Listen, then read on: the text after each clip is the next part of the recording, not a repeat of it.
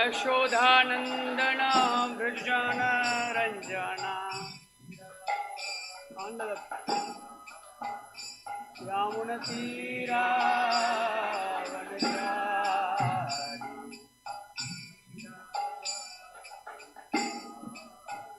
यामुनतीरा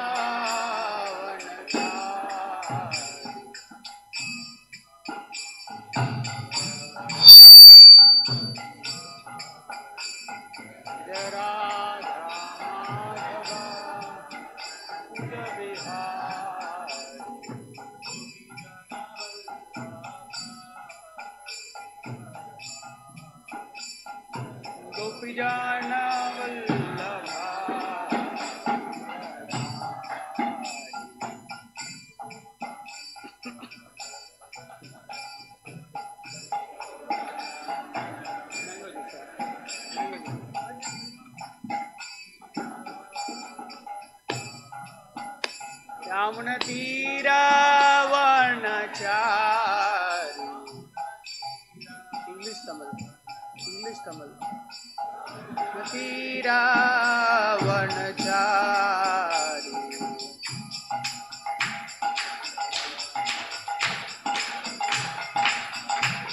जय राधा माधव कुंज बिहारी।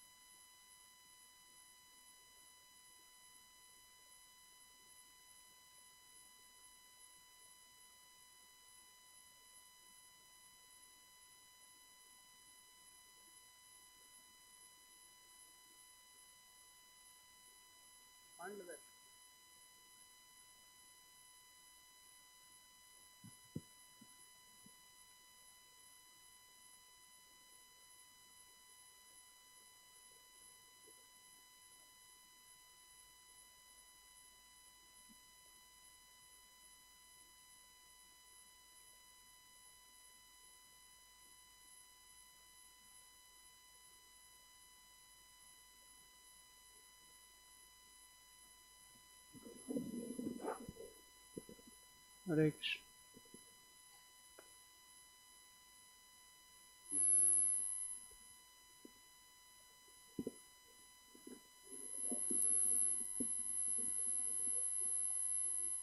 இன்னைக்கு ரொம்ப மங்களகரமான நாள். நம்ம ஸ்ரீல பக்தி வினோத் தாக்கூரோட தோன்றின நாளை கொண்டாடிட்டு இருக்கோம்.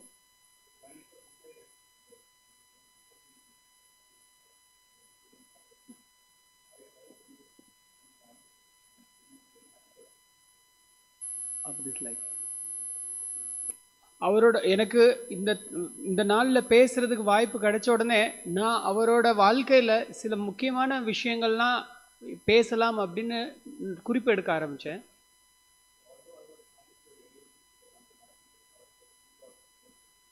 நான் எந்த அளவுக்கு குறைக்கணும்னு நினச்சிருந்தேன், இருந்தாலும் எனக்கு இப்போவே 4 பக்கத்துக்கு குறிப்புகள் வந்திருக்கு.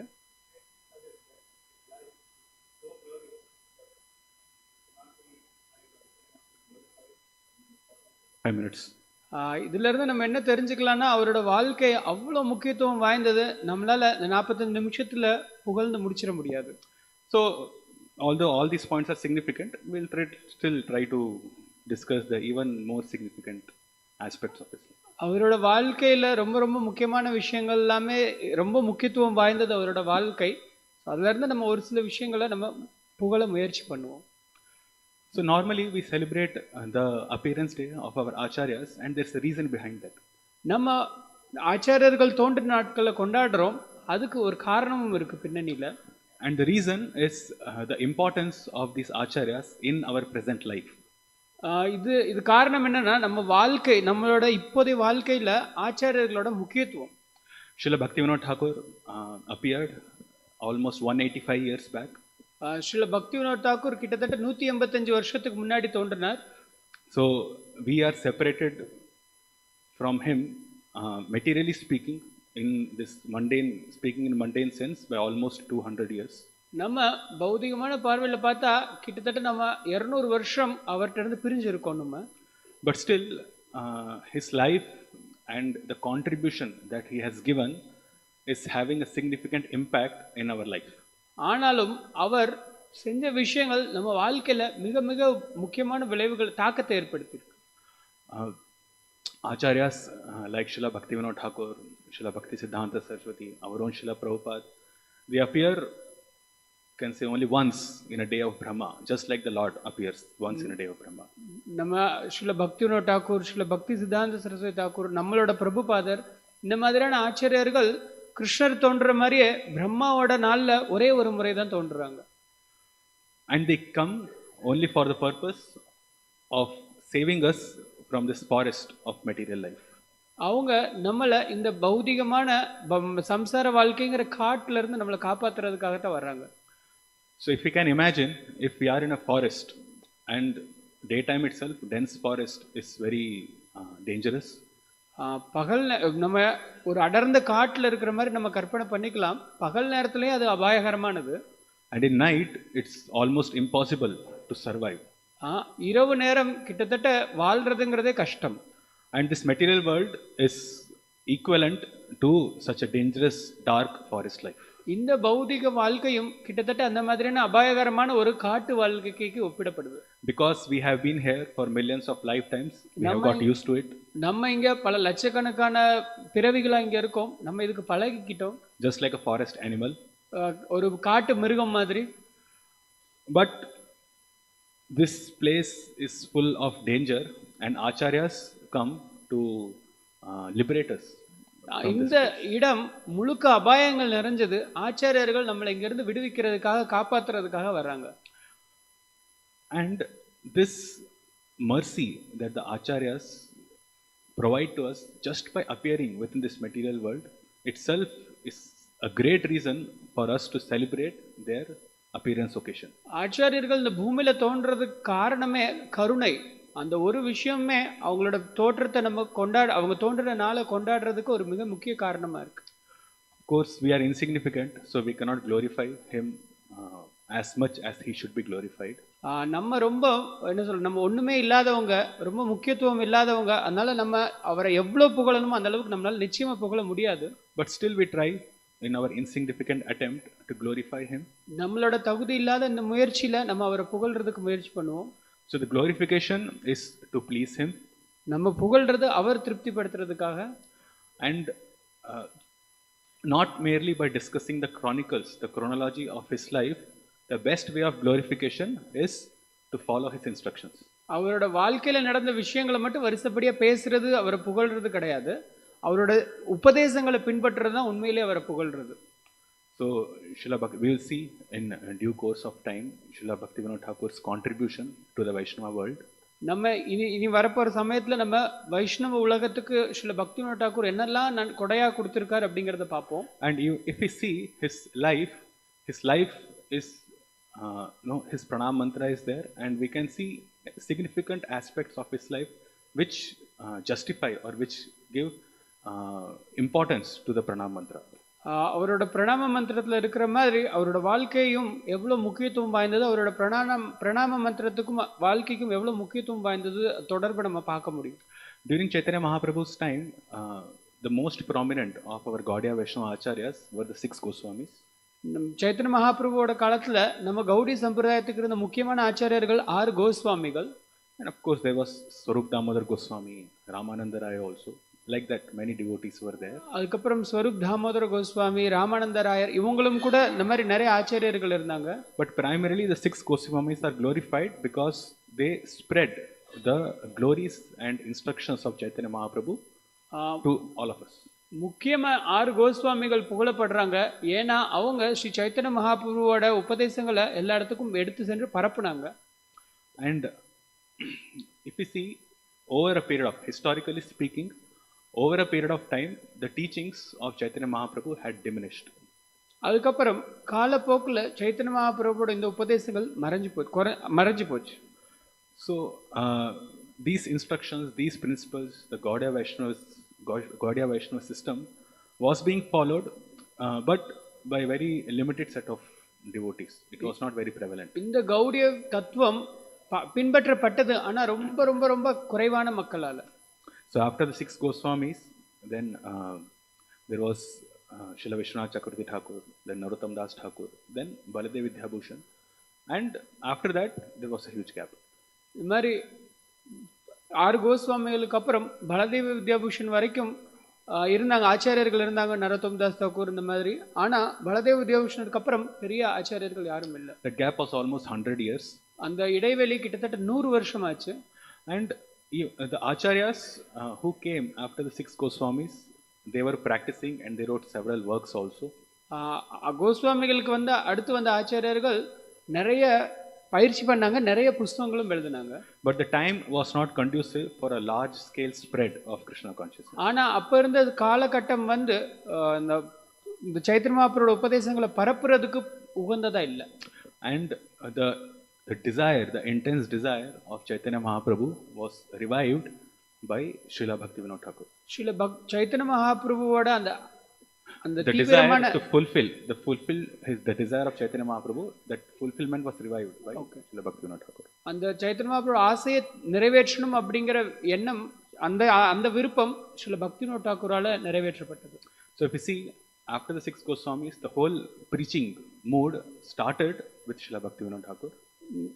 இந்த பிரச்சார இயக்கம் ஸ்ரீல பக்திவினோத தாக்கூருக்கு அப்புறம் தான் ரொம்ப தீவிரமா தொடங்கப்பட்டது. It was continued, it was propagated further by Srila Bhakti Siddhanta Saraswati. அது தொடர்ந்து விரிவாக்கம் செய்யப்பட்டது ஸ்ரீல பக்தி சித்தாந்த Saraswati தாக்கூரால. And it was spread all over the world by Srila Prabhupada. உலகம் முழுக்க Srila பிரபுபாதரால பரப்பப்பட்டது. So relating or referring just to the wide scale spread of Harinam Sankirtan, of Krishna consciousness, after the 6 Goswamis, we can speak of our Acharyas, Srila Bhaktivinoda Thakur, Srila Bhakti Siddhanta Saraswati, and Srila Prabhupada. நம்ம இந்த ஹரிநாம சங்கீர்த்தனத்தை அதிக அளவில் பரப்புனதுக்கு நம்ம கோஸ்வாமிகள் 6 கோஸ்வாமிகளுக்கு அப்புறம் நம்ம சொல்ல வேண்டியது ஸ்ரீல பக்திவினோத தாக்கூரை, ஸ்ரீல பக்தி சித்தாந்த சரஸ்வதி தாக்கூர், அப்புறம் நம்மளோட பிரபுபாதரை. And the names of these Acharyas also signify a very deep meaning. இந்த ஆச்சாரியர்களோட பேருக்கும் பெரிய ஆழ்ந்த ஒரு அர்த்தம் உண்டு. So Bhakti Vinod basically means one who takes pleasure or who is in bliss by engaging in devotional service. பக்தி வினோத அப்படிங்கிற பேருக்கு என்ன அர்த்தம் அப்படின்னா, யார் ஒருத்தர் பக்தி தொண்டுல ஆனந்தத்தை அனுபவிக்கிறாரோ அப்படின்னு அர்த்தம்.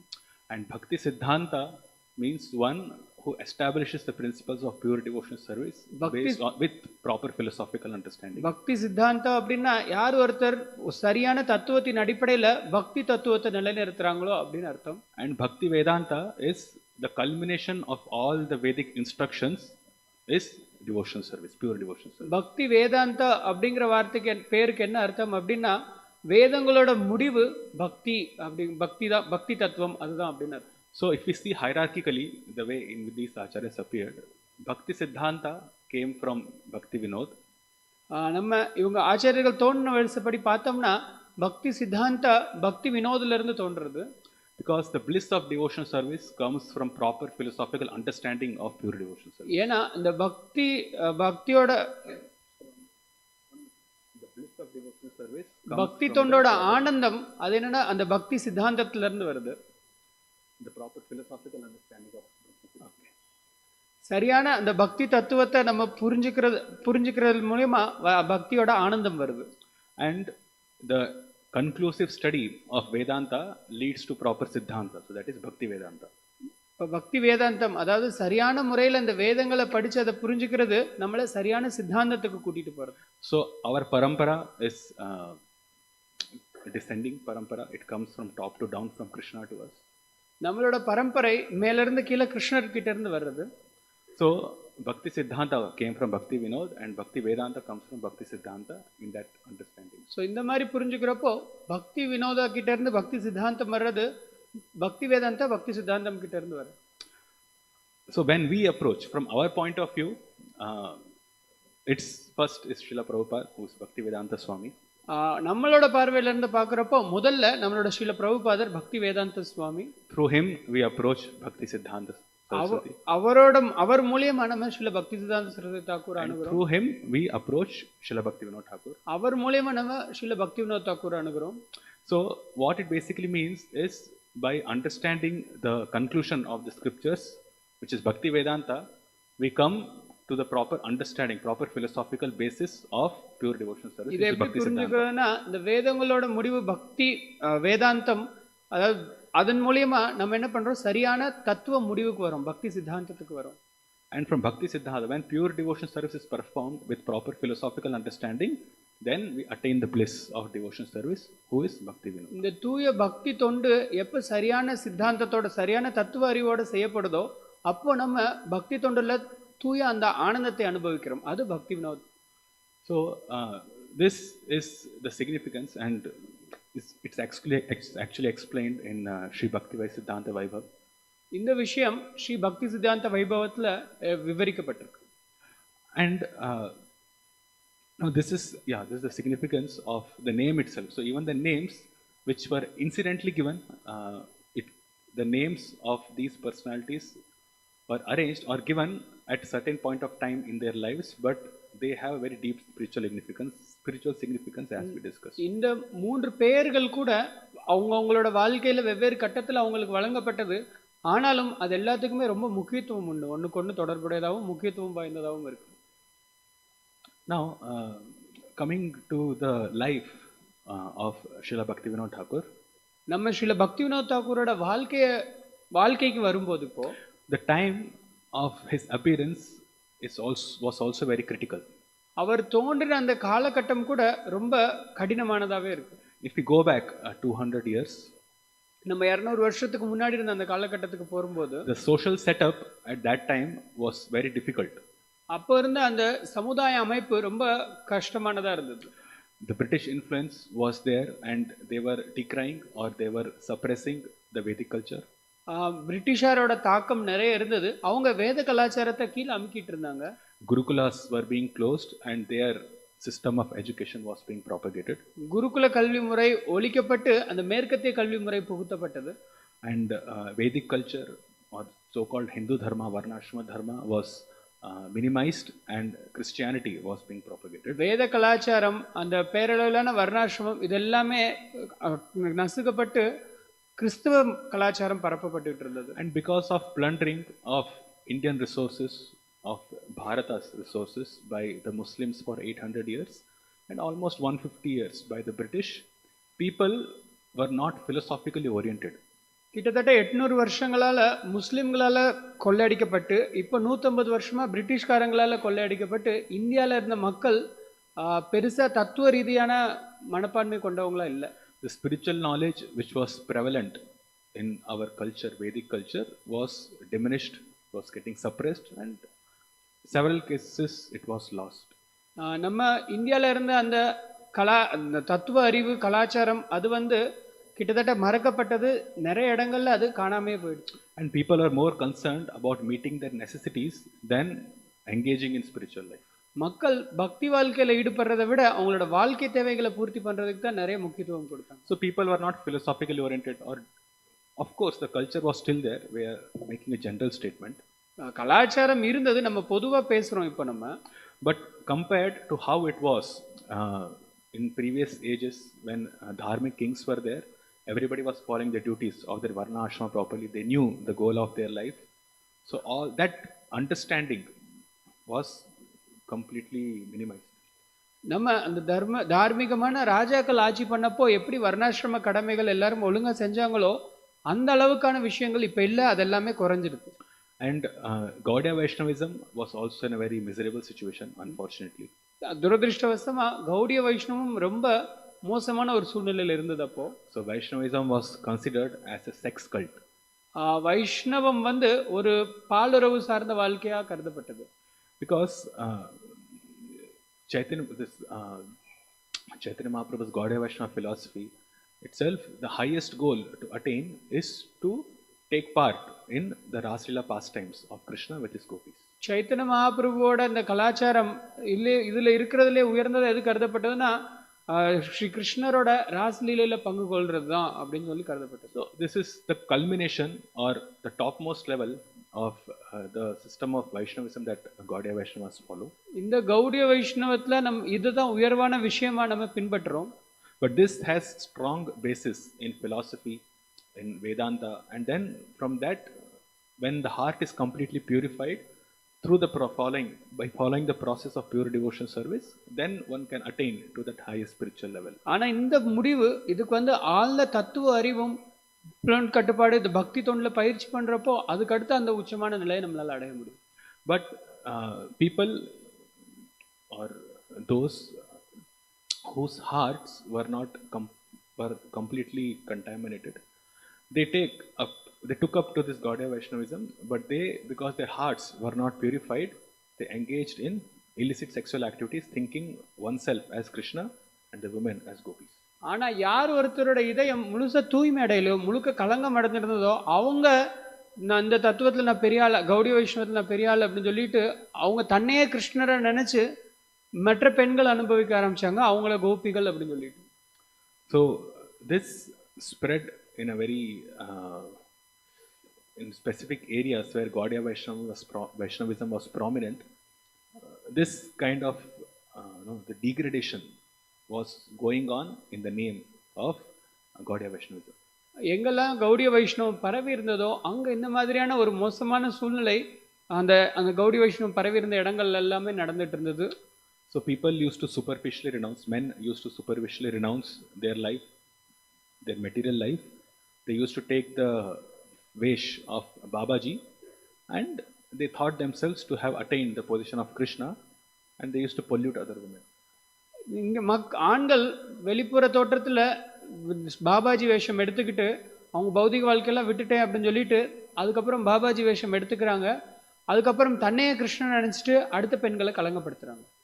And it's mentioned, actually Guru Maharaj mentions this, His Holiness Bhaktivinoda Swami mentions that by the illicit connection of these Babajis with these women, there was one new caste or there was one new society which was formed called as Bostom. இந்த மாதிரியான பாபாஜிகளுக்கும் அந்த பெண்களுக்கும் பிறந்த குழந்தைகள் அவங்க ஒரு புது சமுதாயத்தை உருவாக்குனாங்க, அவங்க பேர் போஷ்டம் அப்படின்னு அழைக்கப்படுறாங்க. So just imagine the most pristine and glorious teachings of Sri Chaitanya Mahaprabhu being degraded to such a low extent. உயர்ந்ததும் ரொம்ப உயர்ந்த தத்துவமான ஸ்ரீ சைத்தன்ய மகாபிரபுவோட இந்த தத்துவம் எவ்வளவு ஒரு மோசமான சூழ்நிலைக்கு போயிடுச்சு அப்படின்னு கொஞ்சம் யோசிச்சு பாருங்க. And this, there were other 13 apasampradayas also. இதே மாதிரி மொத்தம் 13 அபசம்பிரதாயங்கள் இருந்தது. Apasampradaya is that who claim themselves to be following a proper sampradaya, but they do not follow any of their teachings. அப்பசம்பிரதாயம் அப்படின்னா என்னன்னா நாங்க தான் சரியான சம்பிரதாயத்தை பின்பற்றுறோம் அப்படின்னு சொல்லிட்டு அந்த சம்பிரதாயத்தோட உபதேசங்கள் ஒண்ணு கூட பின்பற்ற மாட்டாங்க. So Gaudiya Vaishnavism was limited or it was suppressed to such a low extent. Gaudiya வைஷ்ணவம் இந்த மாதிரி ஒரு கீழான நிலைக்கு நசுக்கப்பட்டது, அமுக்கப்பட்டது. And this is the time or this is the situation in which Srila Bhaktivinoda Thakur appeared. இந்த மாதிரி ஒரு சூழ்நிலையில தான் Srila Bhaktivinod Thakur தோன்றார். There were some other contemporaries of Srila Bhaktivinoda Thakur. Bhaktivinod Thakur காலத்துல வேற சிலர்களும் இருந்தாங்க who tried to revive Gaudiya Vaishnavism. Gaudiya வைஷ்ணவத்தை மறுபடியும் மீண்டும் கொண்டு வரதுக்கு முயற்சி பண்ணாங்க. There was one person called as Shishir Kumar Ghosh. Sri Kumara கோஷ்னு ஒருத்தர் இருந்தார். And there was one more person, Radha Raman Charanadas Babaji. இன்னொருத்தர் ராதாராமன் சரண்தாஸ் பாபாஜின்னு ஒருத்தர் இருந்தார். Although their intentions were to revive Chaitanya Mahaprabhu's movement, but their understanding was not correct. அவங்க ஸ்ரீ சைத்தன்ய மகாபிரபு இவங்க ரெண்டு பேரும் ஸ்ரீ சைத்தன்ய மகாபிரபுவோட இயக்கத்தை மறுபடியும் நிலைநிறுத்தணும்னு ஆசைப்பட்டாங்க, ஆனா அவங்களோட புரிந்துணர்வே தவறா இருந்தது. So they could not have any significant impact. அதனால அவங்களால பெரிய தாக்கத்தை ஏற்படுத்த முடியல. And the task was taken up by Srila Bhaktivinoda Thakur. இந்த செயல் ஸ்ரீல பக்திவினோத் தாக்கூரால எடுத்துக்கொள்ளப்பட்டது. So if we do a comparison, it's not a comparison actually. You just can see the life of Srila Prabhupada and Srila Bhaktivinoda Thakur. Srila Prabhupada went to West where there was no Krishna consciousness. நம்ம ஸ்ரீல பிரபுபாதரையும் ஸ்ரீல பக்திவினோத் தாக்கூரையும் நம்ம ஒப்பிடுறப்போ பார்க்கலாம். ஸ்ரீல பிரபுபாதர் மேற்கத்திய உலகத்துக்கு போனார், எங்க கிருஷ்ண உணர்வுங்கிறது துளி கூட இல்லையோ அங்க போனார். And he preached, and of course it's a stupendous, marvelous and amazing task. Srila பிரபுபாதர் அங்க பிரச்சாரம் பண்ணார். இது ரொம்ப ரொம்ப ரொம்ப அற்புதமான ஒரு செயல். Because it's unimaginable that can happen. அது நம்மளால கற்பனை பண்ணி கூட பார்க்க முடியாத ஒரு செயல் அது. And if we see the life of Srila Bhaktivinoda Thakur, his revival of Gaudiya Vaishnavism to its pristine condition was no less glorious. Srila Bhaktivinod தாக்கூரோட நம்ம வாழ்க்கையிலையும் பார்க்குறப்போ அவர் கௌடிய வைஷ்ணவத்தோட அந்த புகழை மறுபடியும் நிலைநிறுத்துறது பிரபுபாதர் பிரச்சாரம் பண்ணுறதுக்கும் அதை விட என்ன சொல்ற ரெண்டுக்கும் வித்தியாசமே இல்லாத ஒரு விஷயம் அது. It was a glorious task. ரொம்ப ரொம்ப புகழத்தக்க ஒரு விஷயம் அது. So Srila Bhaktivinoda Thakur appeared as Kedarnath Datta in 1838. Srila Bhaktivinod Thakur Kedarnath Datta அப்படிங்கிற பேரில் தோன்றினார். And he did not, or he was not actually born in a proper Vaishnava family. அவர் ஒரு வைஷ்ணவ குடும்பத்தில் பிறக்கல, முறையான வைஷ்ணவ குடும்பத்தில். And actually speaking, his mother was against the whole Vaishnava concept because of the social prevalence or social understanding of God, of Vaishnavism at that time. அவங்களோட தாயார் வைஷ்ணவத்துக்கு எதிராக இருந்தாங்க. ஏன்னா அந்த கௌடி வைஷ்ணவங்கிற பேரில் நடக்கிற அந்த அந்த தவறுகள்லாம் அவங்களால பொறுத்துக்க முடியல. So he did not exhibit or manifest devotional symptoms in early age of his life. அதனால அவங்க வந்து அவர் வந்து தன்னோட வாழ்க்கையோட ஆரம்ப காலகட்டங்களில் பக்தியோட அந்த அறிகுறிகளை வெளிப்படுத்திக்கல. So that was more from a social perspective, but we do understand that Srila Bhaktivinoda Thakur, when he appeared as Kedarnath Datta, he appeared, or he is actually an eternal associate of Chaitanya. நம்ம ஆனால் இது பௌதிகமான அந்த சமுதாயத்தோட பார்வையில், ஆனால் நம்ம என்ன புரிஞ்சுக்கணும் அப்படின்னா, ஸ்ரீல பக்திவினோத் தாக்கூர் கேதார்நாத் தத்தாவா தோன்றுனதுலேருந்தே சின்ன வயசுலேருந்தே அவர் வந்து சைத்தன்ய மகாபிரபுவோட நித்தியமான சகா அப்படின்னு புரிஞ்சு. And he had association with different people of different religions. அவர் ஸ்ரீல பக்திவினோத் தாக்கூர் வெவ்வேறு மதங்கள்ல இருந்த வெவ்வேறு நபர்கள் கூடயும் தொடர்பு வச்சிருந்தார். But in his own autobiography, actually Srila Bhaktivinoda Thakur wrote his own autobiography called Swalikita Jivana. Srila Bhaktivinod Thakur தன்னோட சுயச்சரிதம் எழுதியிருக்காரு, அதுக்கு ஸ்வாலிகித ஜீவனா அப்படின்னு பேரு. And there he writes that although he was not introduced to Gaudiya Vaishnavism, still he liked to chant the name of Lord Ramachandra. அங்க அதுல அவரே எழுதியிருக்கார், தான் வந்து இந்த கௌடிய வைஷ்ணவத்துல பெரிய பரிச்சயம் இல்லாட்டாலும் தனக்கு பகவானோட நாமத்தை உச்சரிக்கணும்னு ஆசை இருந்தது அப்படின்னு சொல்லி He always used to chant Rama's name. எப்பவுமே அவர் ராமரோட நாமத்தை சொல்லிட்டே இருப்பார். So although no formal introduction, no formal initiation, nothing has happened, but still those devotional sentiments were there, but it was not overtly manifested. அவருக்கு சரியான உபதேசம் கிடைக்கல, சரியான தீட்சா அப்படிங்கிறதும் இல்லை. இருந்தாலும் அவருக்கு இந்த வைஷ்ணவத்துல நிறைய ஆர்வமும் நிறைய பக்தி தொண்டும் அவர் செஞ்சுட்டு இருந்தார். And he was put into a school which was run by the British government, and there he studied quite well. British அரசாங்கத்தால் நடத்தப்பட்ட பள்ளிக்கூடத்தில் அவர் அனுமதிக்கப்பட்டார். அங்கே நல்லாவே படித்தார் அவர். And as he learned, then he became an excellent writer in English. அவர் ஆங்கிலத்தில் மிக சிறந்த எழுத்தாளராக இருந்தார். He worked as a teacher for some time. அவர் ஆசிரியராகவும் கொஞ்ச நாள் பணிபுரிஞ்சார். Actually he started a school and then he became a teacher. அவர் ஒரு பள்ளிக்கூடம் ஆரம்பிச்சு அதில் டீச்சராக இருந்தார். The school became very famous and then he became the headmaster of that school. அவர் அந்த பள்ளிக்கூடம் ரொம்ப பிரபலம் அடைஞ்சது, அதில் அவர் தலைமை ஆசிரியராகவும் இருந்தார். And after some time then he was inclined to pursue his studies in law. அதுக்கப்புறம் அவர் சட்டம் படிக்கணும்னு போனார். And then he got his law degree from the British College, and he was assigned as deputy magistrate in 1868. அவர் 1868 deputy துணை மேஜிஸ்ட்ரேட்டா பதவி வகிச்சார். அவர் சட்டப்படிப்பு முடிச்ச பிறகு. You can see that his intellectual pursuits were magnified, or his intellectual pursuits can be seen when we can understand that he, being an Indian, becomes a deputy magistrate at the age of 30. அவரோட 30வது வயசுலேயே அவர் வந்து அந்த deputy magistrate ஆனதுலேருந்தே அவர் புரிஞ்சுக்கலாம், அவர் இந்தியனாக இருக்கிற பட்சத்துலேயும் அவர் அவ்வளோ உயர்ந்த பதவி வகிச்சதுலேயே அவரோட புத்திசாலித்தனத்தை நம்ம புரிஞ்சுக்கலாம். And this was in a place, he became deputy magistrate in a place called as Dinajpur. Dinajpur அப்படிங்கிற இடத்துல அவர் வந்து அந்த துணை நீதிபதியாக இருந்தார், மேஜிஸ்ட்ரேட்டா. And this was the place where he got association of devotees. அந்த இடத்துல தான் அவர் பக்தர்களோட கௌடி வைஷ்ணவர்களோட சங்கத்துக்கு வந்தார். So by this time he already had read the Bible, the Quran. He had association with several religious people. இந்த சமயத்தில் இந்த காலகட்டத்தில் அவர் ஏற்கனவே பைபிள் படிச்சிருந்தார், குரான் படிச்சிருந்தார், வெவ்வேறு மதத்தில் இருந்தவங்களோட தொடர்பு வச்சிருந்தார் அவர். but he was attracted towards the Vedic scriptures. ஆனா அவருக்கு வேத நூல்கள் மேலதான் அதிக ஆர்வம் இருந்தது. And he was also reading Srimad Bhagavatam and Chaitanya Charitamrita in association of these devotees. அவர் ஸ்ரீமத் பாகவதம் சைத்தன்ய சரிதாமிர்தத்தை பக்தர்களோட சங்கத்துல படிச்சிருந்தார். And he was so inspired by Chaitanya Mahaprabhu's life, his pastimes, his glories, his teachings, that அவர் சைத்தன்ய மகாபிரபுவோட புகழ், செயல்கள், அப்புறம் அவரோட லீலைகள், உபதேசங்களால ரொம்ப கவரப்பட்டிருந்தார். that he wrote a book called as Satchidananda Premalankara. அப்போ அவர் சச்சிதானந்த பிரேம அலங்காரா அப்படிங்கிற புஸ்தகம் எழுதினார். And this book was so nicely written that the atheist association of devotees, they gave him the title Satchidananda. இந்த புஸ்தகம் எவ்வளோ அழகா எழுதப்பட்டதுன்னா அவங்க கூட இருந்த அந்த பக்தர்கள்லாம் ஆச்சாரியருக்கு சச்சிதானந்தா அப்படிங்கிற பட்டத்தை வழங்கினாங்க. So from that time onwards he was called Satchidananda Kedarnath Datta. அந்த சமயத்துல இருந்து அவருக்கு சச்சிதானந்த கேதார்நாத் தத்தா அப்படிங்கிற பட்டம் பெயர் வழங்கப்பட்டது. And as this was happening, then there were other movements also which came up in the name of Hinduism or Vedic culture, which Ramakrishna Mission came up, then Brahmo Samaj came up. அந்த சமயத்துல ஆன்மீகம் அப்படிங்கிற பேர்ல வேற வேற இயக்கங்கள் கூட பேரளவிலான ஹிந்து இயக்கங்களும் வர ஆரம்பிச்சது. ராமகிருஷ்ண மிஷன் அதுல ஒண்ணு, அப்புறம் பிரம்ம சமாஜம் அப்படிங்கிறது ஒண்ணு அதுல. So the founder of Brahma Samaj was Raja Ram Mohan Roy. Ramakrishna Mission was Vivekananda.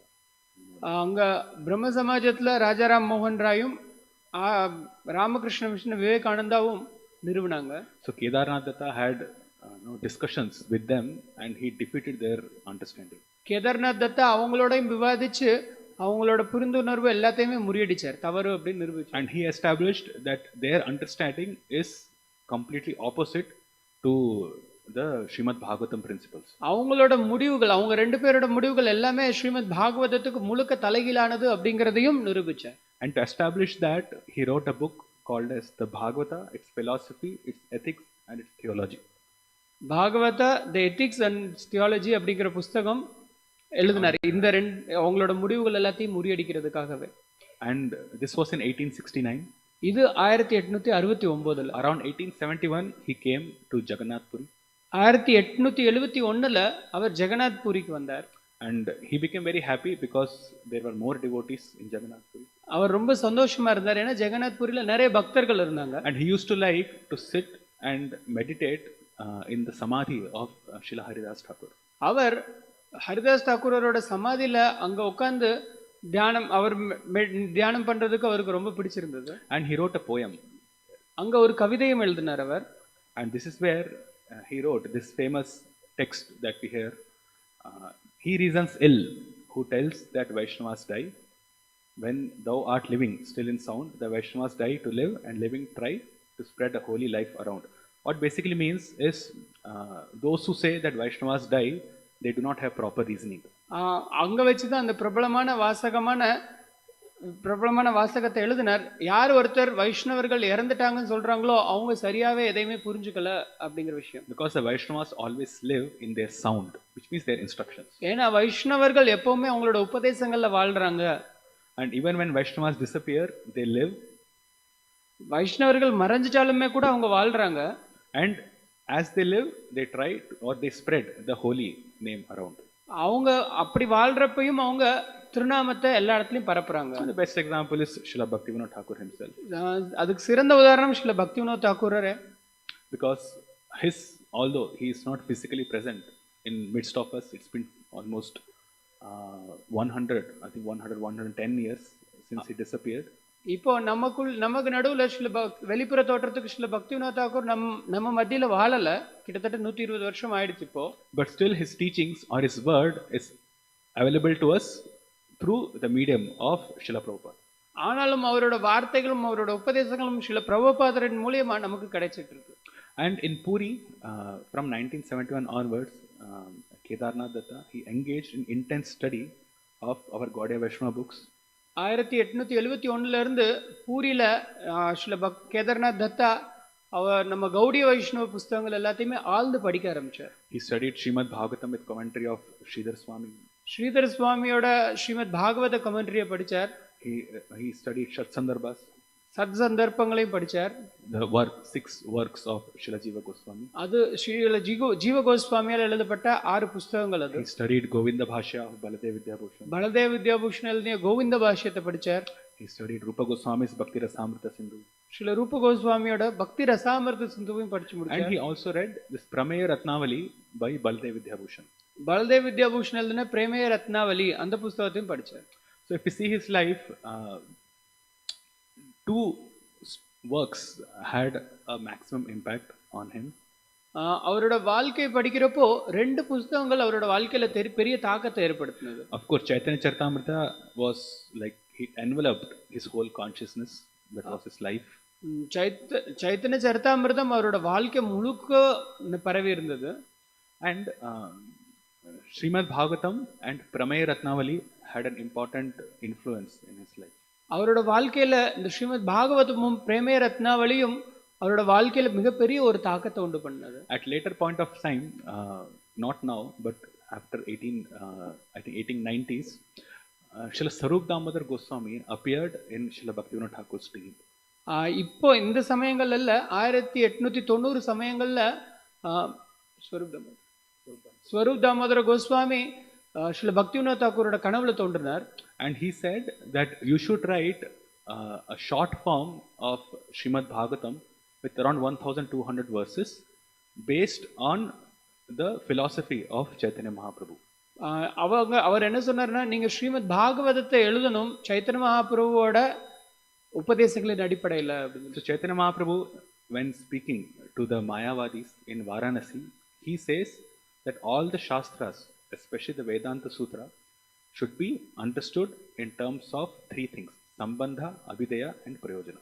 வாரணாசியில் ஸ்ரீ சைத்தன்ய மகாபிரபு மாயாவாதி சன்னியாசிகளோட பேசுறப்போ அவர் சொல்றார், வேதங்களோட முடிவுகள் எல்லாமே 3 இந்த சம்பந்த, அபிதய, பிரயோஜனம் இந்த 3 தத்துவங்களின் அடிப்படையில் புரிஞ்சுக்கப்படணும் அப்படின்னு சொல்லி சொல்றார். And Srila Sarup Damodar Goswami, he instructed Bhaktivinoda Thakur that Chaitanya Mahaprabhu considered Srimad Bhagavatam as the Amala Purana, so you have to categorize this Bhagavatam also into these 3 things: Sambandha, Abhidaya and Prayojana. Swarup Damodar Goswami மேலும் என்ன சொல்றார், சைத்தன்ய மகாபிரபு ஸ்ரீமத் பாகவதத்தை அமல புராணம் சொல்றார், அதனால நீ அந்த புராணத்தையுமே இந்த 3 விதங்களா நீங்க பகுத்து இதை சொல்லணும் அப்படின்னு சொல்லி சொல்றார். And it should also make it simple for devotees to read the Srimad Bhagavatam to get the essence of Srimad Bhagavatam. Srimad பாகவதத்தோட அந்த சாரத்தையும் பக்தர்கள் எளிமையில புரிஞ்சுக்கிற மாதிரி இருக்கணும்.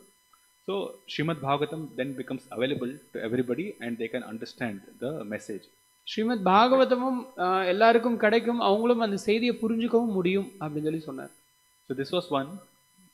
And the Prameya Ratnavali was actually written by Baladev Vidyabhushan, and he spoke about 9 truths which establish the position of the Supreme Lord, the position of the living entities, and the position of this material world. Baldev Vidyabhushan பிரேமேய Ratnavali அப்படிங்கிற புஸ்தகம் எழுதியிருக்கார். அதில் 9 விஷயங்களை அவர் விளக்குறார்.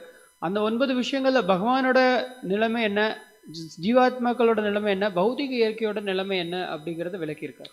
And taking inspiration from Prameya Ratnavali, Srila Bhaktivinoda Thakur came with this principle or the teachings or the book called as Dashamula Tattva. இந்த பிரேமேய ரத்னாவளியோட முடிவா ஸ்ரீல பக்திவினோத் தாக்கூர் தசமூல தத்துவம் அப்படிங்கிற புஸ்தகம் எழுதினார். And if we see most of the philosophical works of Srila Bhaktivinoda Thakur, they are a combination of these two. They are categorized as Sambandha, Abhidaya, Prayojana with this Dashamula.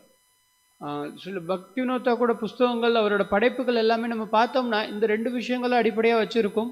அதில் இந்த சம்பந்த, அபிதய, பிரயோஜன தொடர்புடையதாக இருக்கும், அல்லது இந்த பிரேமேய ரத்னாவளியோட தான் இருக்கும். So Dashamula basically means 10 points which clarify or which give the perfect understanding of the absolute truth. தசமூலம் அப்படிங்கிறது 10 விதமான விஷயங்கள் இருக்கு. அது பூரண உண்மையை பத்தின பூரண உண்மையும் அதோட தொடர்புடைய விஷயங்களையும் விளக்குது. So this writing, actually Srila Bhaktivinoda Thakur wrote more than 100 books. Srila Bhaktivinod Thakur 100க்கும் மேற்பட்ட புஸ்தகங்கள் எழுதியிருக்கார். So it can be broadly categorized as his poems and songs and his prose work.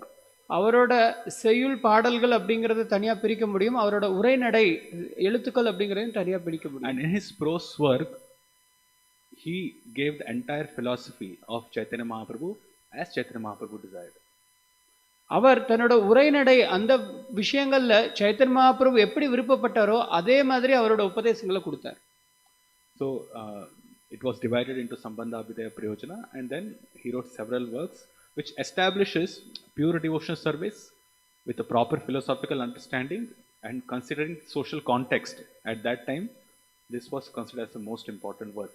அவர் தூய பக்தி தொண்டையும் அது தத்துவத்தின் அடிப்படையிலையும் சமுதாயத்துக்கு உகந்ததாகவும், ஏன்னா அந்த அப்போ இருந்த சமயத்துல சமுதாயத்துக்கு தகுந்ததாகவும் கொடுக்கப்பட்டதால இந்த அவரோட படைப்புகள் எல்லாமே ரொம்ப ரொம்ப முக்கியத்துவம் வாய்ந்ததாக கருதப்பட்டது. And because Kedarnath Datta at that time was not Bhaktivinoda Thakur still, so because of his position as a deputy magistrate, the position of Gaudiya Vaishnavism also, considering the amount of time that he is giving to this system, the amount of understanding, the amount of books that he is writing for Gaudiya Vaishnavism, the position of Gaudiya Vaishnavism also came up to a very high level. இப்போ கேதார்நாத் தத்தவத்தா இன்னும் இருக்கார்.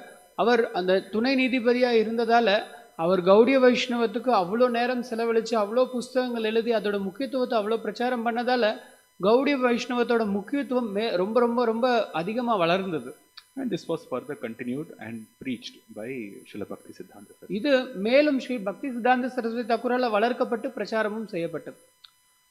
So he wrote several works. So then after this, from Puri, and actually from Puri he moved to a region called as Narail, which is present in Bangladesh now. பூரியிலிருந்து அதுக்கடுத்து நரேன் அப்படிங்கிற ஊருக்கு போனார். அது இப்போ வங்காள தேசத்தில் இருக்கு இப்போ. And if we see Srila Bhaktivinoda Thakur's life, he had to undergo several physical sufferings, so-called sufferings, but he was several times ill and very seriously ill also throughout his whole life. அவரோட வாழ்க்கை முழுக்குமே அவர் நிறைய தருணங்கள்ல அவர் உடல்நிலை வெளிப்புற தோற்றத்தில் உடல்நிலை சரியில்லாம தான் இருந்தார். அவர் வாழ்க்கையில் மிக மோசமான உடல்நல குறைபாடுகள்லாம் சந்திச்சார். But even after having physical difficulties, still he was able to accomplish so much.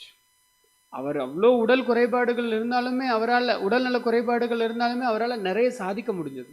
And because of these physical ailments, he had to keep moving to different places to recover his health.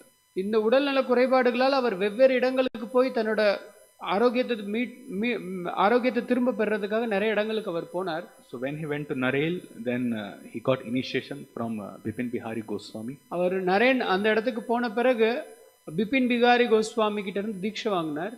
But Srila Bhaktivinoda Thakur, being a Mahabhagavat, Bipin Bihari Goswami was not able to give him the amount of instructions that Bhaktivinoda Thakur wanted to accept.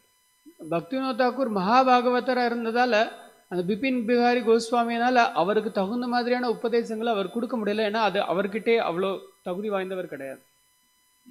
And Srila Bhaktivinoda Thakur traveled to Vrindavan and he met Jagannath Das Babaji there.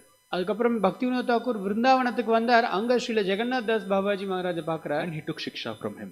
அவர்கிட்ட இருந்து அந்த சிக்ஷா வாங்குறார். And after that he moved to Calcutta. அதுக்கப்புறம் அவர் கல்கத்தாக்கு போறார். And he established a place called as Bhakti Bhavan. அங்க பக்தி பவன் அப்படிங்கிற பக்தி பவனம் அப்படிங்கறத நிறுவுறார். And this Bhakti Bhavan, the first printing press of our Gaudiya Vaishnavism was started. அந்த பக்தி பவன்ல தான் நம்ம கௌடிய வைஷ்ணவத்துக்கான முதல் அச்சகம் தொடங்கப்படுது. So when we speak of book distribution, the first press which started this book distribution was Bhakti Bhavan in 1885. நம்ம புஸ்தக விநியோகம் பற்றி பேசுகிறப்போ அந்த முதல் அச்சகம் அது எங்கே ஆரம்பிக்கப்பட்டது? பக்தி பவனில் 1885 ஆரம்பிக்கப்படும். And from 1885 onwards, the amount of writing and publishing that Srila Bhaktivinoda Thakur did was unprecedented. அது அந்த தருணத்திலிருந்து புஸ்தகம் அச்சடிக்கிறதும் புஸ்தகங்கள் எழுதுறதும் ரொம்ப அதிகமாச்சு. This press was called as Chaitanya Press. அந்த அச்சகம் வந்து சைத்தன்ய பிரஸ் அப்படின்னு அழைக்கப்பட்டது. So there he published Chaitanya Shikshamrita. அங்க ஸ்ரீ சைத்தன்ய சிக்ஷாமிர்தம் அவர் அச்சடிச்சார். And Sanbodhana Bhashyam, it's a commentary on Shikshashtaka. சன்போதன பாஷ்யம் சிக்ஷாஷ்டகத்துக்கு அவர் எழுதின உரை. He wrote a commentary on Manashiksha. மனசிக்ஷாக்கு அவர் எழுதின பாஷ்யம். Then he also wrote a summarized form of the principal 10 Upanishads. அவர் முக்கியமான 10 உபநிஷத்துக்களை சுருக்கியும் எழுதியிருக்கார். And then by 1991, he published his Amrita Pravaha Bhashya, which is a commentary on Sri Chaitanya Charitamrita. அதுக்கப்புறம் 891ல அவர் அமிர்த பிரவாக பாஷ்யம் எழுதினார். அது Sri Chaitanya சரிதாமிர்தத்துக்கான commentary அது. And in 1887, he published a commentary on Sri Chaitanya Upanishad called as Chaitanya Charanamrita. 1887ல ஸ்ரீ சைத்தன்ய உபனிஷத்துக்கு அவர் சைத்தன்ய சரணாமிர்தம் அப்படிங்கிற பாஷ்யம் எழுதினார். And one more significant aspect of his life was his finding out the actual birthplace of Sri Chaitanya Mahaprabhu. இன்னொரு முக்கியமான விஷயம் அவர் வாழ்க்கையில் அவர் பண்ணது, சைத்தன்ய மகாபிரபு பிறந்த இடத்தை அவர் கண்டுபிடிச்சார். So because he was physically ill several times, he got transferred to Krishnanagar. அவர் உடல்நல குறைபாடுனால அவர் நிறைய இடங்களுக்கு மாறிட்டு இருந்தார். அதுவும் இல்லாமல் அவருக்கு கிருஷ்ண நகர் அப்படிங்கிற இடத்துக்கு பணிமாற்றமும் செய்யப்பட்டது. And every Saturday he used to come to Navadvip. அவர் ஒவ்வொரு சனிக்கிழமையும் நவத்வீபத்துக்கு வருவார். And from Navadvip he saw a place which had a huge house. This was at night. At night he saw a huge place having a huge house which was completely bright. அவர் ராத்திரி நேரத்தில் பார்க்குறார், ஒரு பெரிய வீடு நல்ல ஒரு பிரகாசமாக இருக்கிறத அவர் பார்க்குறார். And when he inquired about that next day with several people, and he also referred to several manuscripts, he came to the conclusion that this place, which is in Mayapur now, is the actual birthplace of Chaitanya Mahaprabhu. அவர் நிறைய பேர்கிட்ட கேட்ட பிறகு, அதுக்கப்புறம் நிறைய சாஸ்திரங்கள் அவர் பார்த்த பிறகு அவர் ஒரு முடிவுக்கு வரார், இதுதான் சைத்தன்ய மகாபிரபுவோட பிறந்த இடமா இருக்கணும் அப்படின்னு சொல்லி. And this was confirmed by Sri Jagannath Das Babaji. இது Sri Jagannath Das Babaji மகாராஜாலையும் உறுதிப்படுத்தப்பட்டது. So after that, then a temple was constructed there. அதுக்கப்புறம் ஒரு அழகான ஆலயம் அங்க கட்டப்பட்டது, which is the Yogpeeth. அதான் யோகபீடம் at Mayapur. மாயாப்பூர்ல இருக்கு இப்போ. And Srila Bhaktivinoda Thakur could have funded the entire project on his own. அந்த ப்ராஜெக்ட், அந்த திட்டத்துக்கு பக்திவினோத் தாக்கூர் முழுமையா நிதி அளிச்சார். But because he wanted to engage everybody in devotion service, he went to each and every house and he used to collect coins as if he's begging, so that they also get the benefit. அவர் ஒவ்வொரு வீடா போய் ஒவ்வொருத்தர்கிட்டயா போய் சில நாணயங்கள் மட்டும் எல்லார்கிட்டயுமே கேட்டார், ஏன்னா எல்லாரோட பங்கும் அதுல இருக்கணும் அப்படின்னு சொல்லிட்டு. And he also established, staying in Navadvip, he also established this Namahattas. அங்க நவத்வீபத்துல இருந்து நாமகட்ட மையங்களையும் அவர் நிறுவினார். Namahatta basically means the marketplace of the holy name. நாமகட்ட அப்படின்னா திருநாமத்தோட சந்தை அப்படின்னு அழைக்கப்படுறது. So this concept was produced or prevalent by Sri Nityananda Prabhu. இந்த எண்ணம் வந்து ஸ்ரீ நித்யானந்த பிரபுவால ஆரம்பிக்கப்பட்டது. And the process how this Namahatta used to work is they used to chant, they used to do kirtan, and they'll walk on the roads and people will get attracted to a very nice kirtan. இந்த நாமகட்ட மையங்கள் எப்படி வேலை செய்யும்னா, பக்தர்கள் கீர்த்தனம் பண்ணிட்டு நடந்து போயிட்டே இருப்பாங்க. இந்த விஷயம் எல்லாரையுமே கவரும். And they all will also join the kirtan. எல்லாருமே அந்த கீர்த்தனத்துல பங்கு பெறுவாங்க. They'll assemble in a central place. அவங்க ஒரு மத்தியில ஒரு இடத்துல குழுமுவாங்க, எல்லாரும் ஒரு இடத்துல. And several devotees will give lectures. நிறைய பக்தர்கள் உபன்யாசங்கள் கொடுப்பாங்க. So by this, the holy name of the Lord, the teachings of Chaitanya Mahaprabhu spread it quite rapidly. இந்த மாதிரி ஸ்ரீ சைத்தன்யா இதே மாதிரி விஷயங்களால ஸ்ரீ சைத்தன்ய மகாபிரபுவோட உபதேசங்கள் ரொம்ப பரவலா ஆச்சு. So to accommodate or to create a society of devotees just like we have ISKCON, Srila Bhaktivinoda Thakur started Navadvip Dham Pracharini Sabha. நம்ம பக்தர்கள் எல்லாத்துக்கும் இடம் கொடுக்கணும், அவங்க எல்லாரையுமே ஊக்குவிக்கணும் அப்படிங்கறதுக்காக இப்ப நம்ம ISKCON இருக்கு. அதே மாதிரி நவத்வீப் பிரச்சாரிணி சபா அப்படிங்கறத ஒரு அமைப்பை ஆரம்பிச்சார் Srila Bhaktivinod Thakur. And from 1892 onwards, again he continued writing his most significant works. அப்புறம் 1890 மறுபடியும் ரொம்ப முக்கியமான விஷயங்களால புத்தகங்கள்லாம் எழுத ஆரம்பிச்சார். And they were published and distributed. அது அச்சடிக்கப்பட்டு விநியோகிக்கப்பட்டது. And the society of devotees gave him the name Bhaktivinoda. அப்புறம் அந்த பக்தர்களோட சபையில இருந்து அவருக்கு பக்தி வினோத் அப்படிங்கிற பெயர் வழங்கப்பட்டது. By publishing these works, he was experiencing such bliss that they gave him the name Bhaktivinoda. ஏனா இந்த புத்தகங்களை அச்சடிச்சு விநியோகம் பண்றதுல அவர் ரொம்ப ஆனந்தம் அடைஞ்சார். ஸோ அதனால அவங்க பக்தர்கள் அவங்களுக்கு பக்தி வினோத் அப்படிங்கிற பெயர் கொடுத்தாங்க. So his name became Sachidananda Bhaktivinoda Thakur. அதனால அவர் பெயர் இப்போ சச்சிதானந்த பக்தி வினோத் தாக்கூரா ஆச்சு. And if you see his pranam mantra, அவரோட பிரணாம மந்திரத்தை நம்ம பார்க்குறப்போ Namo Bhaktivinodaya நமோ பக்தி வினோதாய Sachidananda Namine Sachchidananda நாமினே Gaura Shakti Swarupaya. Gaura Sakthi ஸ்வரூபாய. So Gaura Shakti Swarupaya is because of his preaching, because one is he was physically ill, at the same time he was writing so many books, and several of his major books like Tattva Sutra, Tattva Vivek, Amneya Sutra, Jaiva Dharma, all these books and his songs Sharanagati, Gitavali, Kalyana Kalpatru, everything he wrote in only 1 year.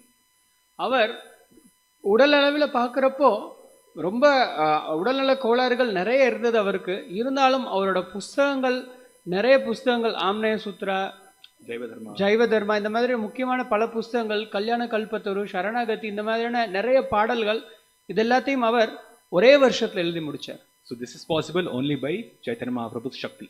இது சைத்தன்ய மகாபிரபுவோட சக்தினால மட்டும்தான் சாத்தியம். So that's why he is Gaura Shakti Swarupaya. அதனால தான் அவருக்கு கௌர சக்தி ஸ்வரூபாய அப்படிங்கிற விஷயம் பொருந்தது. Rupanuga Varayate means the best of the followers of Srila Rupa Goswami. ரூபானுக வராயத்தை, அவர்தான் ரூபா கோஸ்வாமியோட பின்பற்றுபவர்களே மிக சிறந்தவர் அப்படின்னு. Because Srila Rupa Goswami's contribution is his revealing the internal mood or heart of Chaitanya Mahaprabhu. ரூப கோஸ்வாமியோட விஷயம் என்ன அப்படின்னா, அவரோட சிறப்பு என்ன அப்படின்னா, சைத்தன்ய மகாபிரபுவோட அந்த ஆள் மனசுல என்ன இருக்குங்கிறத எல்லாருக்கும் வெளிப்படுத்தினார். And Srila Bhaktivinoda Thakur also did the same when the whole Gaudiya Vaishnavism was totally corrupted, Apasampardayas. He brought it up and he revealed or he revived the entire Gaudiya Vaishnava culture. Srila பக்தி சித்தாந்த சரஸ்வதி தாக்கூரும் அதே விஷயத்தை தான் பண்ணார். சைத்தன்ய மகாபிரபுவோட உபதேசங்களும் அவரோட பிரச்சாரமும் கீழே அந்த அப்பசம்பிரதாயங்களால் அமைங்கி இருந்ததை அவர் மேலெழுப்பி கொண்டு வந்தார். So his role in our becoming or coming to Krishna consciousness is very, very significant. அவர் நம்ம எல்லாருமே இந்த கிருஷ்ண உணர்வுக்கு வர்றதுக்கு ஸ்ரீல பக்திவினோத தாக்கூரோட பங்கு ரொம்ப ரொம்ப ரொம்ப முக்கியத்துவம் வாய்ந்ததா இருக்கு. Because the movement which Srila Bhaktivinoda Thakur started, it continued it was continued by Srila Bhakti Siddhanta Saraswati and Srila Prabhupada. இந்த இயக்கம் ஸ்ரீல பக்திவினோத தாக்கூரால ஆரம்பிக்கப்பட்ட அந்த இயக்கம் ஸ்ரீல பக்தி சித்தாந்த சரஸ்வதி தாக்கூரால தொடங்கப்பட்டு ஸ்ரீல பிரபுபாதரால மேலும் வளர்க்கப்பட்டது. So we are eternally indebted to him. நம்ம அவருக்கு நித்தியமா கடன் பட்டிருக்கோம். For his reviving Krishna consciousness. அவர் கிருஷ்ண உணர்வை மறுபடியும் தோற்றுவிச்சதால we are indebted to Srila Prabhupada also. நம்ம ஸ்ரீல பிரபுபாதருக்கும் கடன் பட்டிருக்கோம். Because if he had not started this International Society for Krishna Consciousness, we being in South India would have never heard of Bhaktivinoda Thakur. நம்ம ஸ்ரீல பிரபுபாதர் இந்த அகில உலக கிருஷ்ண பக்தி இயக்கத்தை ஆரம்பிக்கல அப்படின்னா நம்ம எல்லாரும் இந்த தென்னிந்திய வாசிகளா இருக்கோம், நம்ம ஸ்ரீல பக்திவினோத தாக்கூரை பத்தி கேட்டிருக்க கூட வாய்ப்பு கிடையாது. So Srila Bhaktivinoda Thakur's contribution, although his instructions are available to us through the purports of Srila Prabhupada, but still it is to worship him we have to study his works also. நம்ம ஸ்ரீல பிரபுபாதரோட பொருளுரைகள்ல இருந்தே புரிஞ்சுக்க முடியும் ஸ்ரீல பக்திவினோத தாக்கூரோட உபதேசங்களை. ஆனா அவரை புகழும்னா அவரோட விஷயங்களையும் நம்ம படிச்சிருக்கணும். So that's how glorious his life is. இந்த மாதிரி பேர்பட்டது அவரோட புகழ் வாய்ந்த வாழ்க்கை. So we take shelter of Srila Bhaktivinoda Thakur on this day. இன்னைக்கு நம்ம ஸ்ரீல பக்திவினோத தாக்கூரோட தஞ்சத்தை எடுத்துக்கிறோம். And we pray to him that all the misconceptions that we have with respect to pure devotional service are removed through his mercy. அவரோட கருணையினால நம்ம பக்தி தொண்டுல என்னென்னலாம் அப்ப கருத்துக்களை நம்ம வச்சிருக்கோமோ அது எல்லாத்தையுமே அவர் விளக்கணும் அப்படிங்கிறத நம்ம அவர்கிட்ட பிரார்த்தனை பண்ணிக்கலாம். So we'll stop here. முடிச்சுக்கிறோம். Srila Bhaktivinoda Thakur ki, Srila Prabhupada ki jai. Hare Krishna, we'll be offering Pushpanjali now. So please, whatever flowers you get, divided into 3. And whenever we chant Pushpanjali, you please offer the flowers to Srila Bhaktivinoda Thakur. So இப்போ புஷ்பாஞ்சலி சமர்ப்பிக்க போகிறோம். So புஷ்பத்தை 3 பிரிச்சுக்கோங்க. பிரிச்சுட்டு ஒவ்வொருத்தரையும் புஷ்பாஞ்சலின்னு சொல்லும்பொழுது அதை அர்ப்பணம் பண்ணுங்கள். தயவுசெய்து பிரபுஸ் கொஞ்சம் மாதாஜிஸ்க்கு வழி விட்டுருங்க. இந்த பக்கம் மாதாஜிஸ் இருக்கிறதுக்கு பிரபுஸ் அந்த பக்கம் இருக்கலாம். Please leave way for matajis to stand this side. Hare Krishna.